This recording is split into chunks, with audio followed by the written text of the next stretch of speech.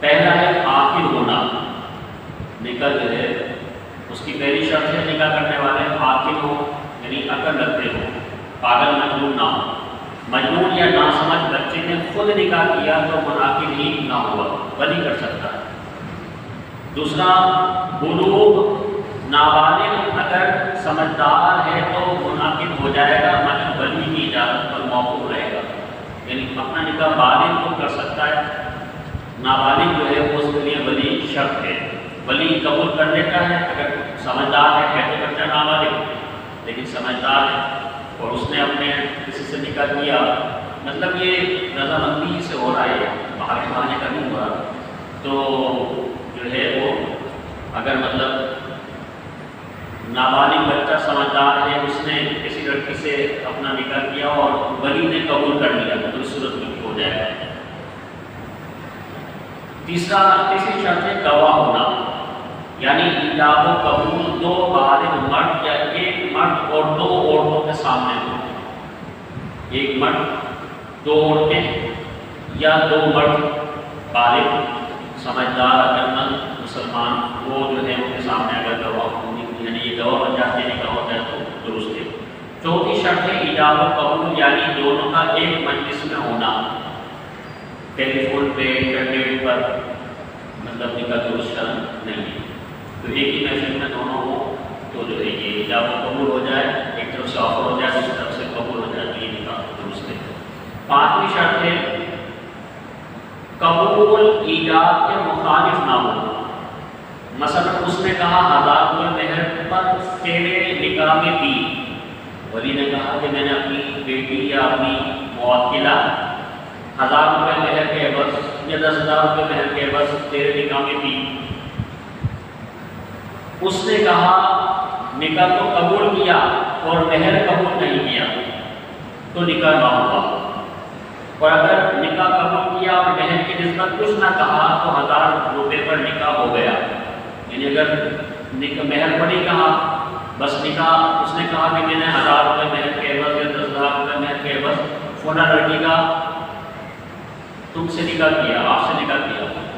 تو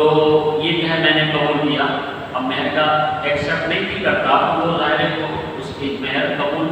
تصدیق شدہ ہے یعنی مانا گیا، تو اس لیے یہ نکاح ہو جائے گا۔ نکاح کے گواہ آزاد عاقل بالغ ہوں اور سب ایک ساتھ نکاح کے الفاظ سنیں، بچوں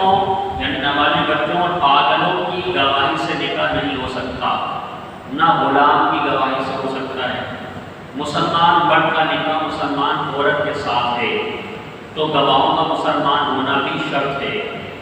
نکاح کے گواہ فاسق ہوں یا اندھے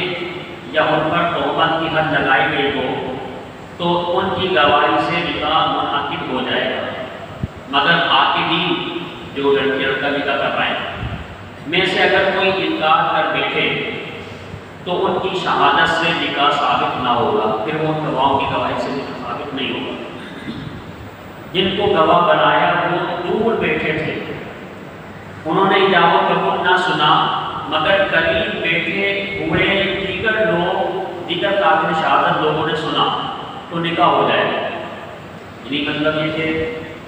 گواہ جو ہے آپ نے فارم میں مخصوص لوگوں کے نام لکھے جاتے تھے، اب وہ بالفرض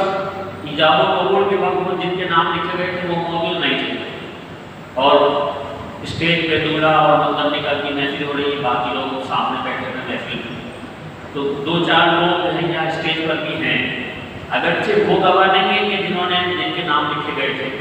لیکن دوسرے لوگ ہیں انہوں نے بھی سن لیا تو نکاح اس صورت میں بھی ہو گیا۔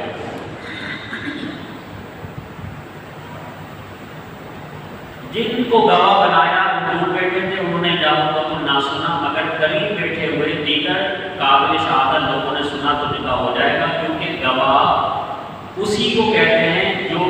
2 شخص مجلس عقد میں نکاح کی مجلس میں مقرر کر لیے جاتے ہیں، بلکہ وہ تمام حاضرین گواہ ہیں جنہوں نے ایجاب و قبول سنا اگر قابل شہادت ہو، یعنی جو نام لکھے جاتے ہیں صرف وہی گواہ نہیں بلکہ جو مسلمان گواہی کو سنتا ہے، نکاح کی محفل کو دیکھتا ہے، اٹینڈ کرتا ہے، اپنے کانوں سے ہی نکاح ہونے کو سنتا ہے تو وہ گواہ ہے، اگرچہ مطلب اس کا نام گواہوں میں موجود نہیں۔